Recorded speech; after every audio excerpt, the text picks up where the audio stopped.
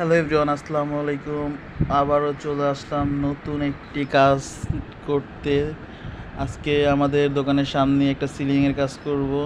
দোকানের সামনে বলতে কি একটু দূরেই মসজিদের সামনে, কেন্দ্রীয় জামে মসজিদের সামনে।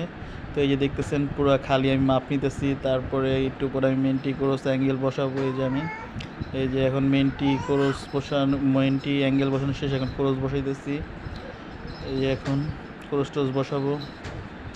এই যে আমার কি সুখে যায় দিন রজনী কেউ জানে না। তারপর এই যে থাই লাগাইলাম, থাই লাগানোর পর এখন এই যে সিলিং লাগাইছি। এই যে এটা হলো জিপসাম বামার 2।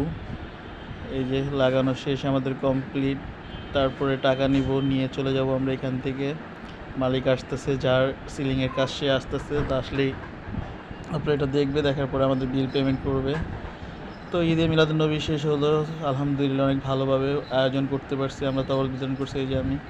তো এখন নতুন কাজ করলাম। সবাই ভালো থাকবেন, সুস্থ থাকবেন, নিজের প্রতি খেয়াল রাখবেন।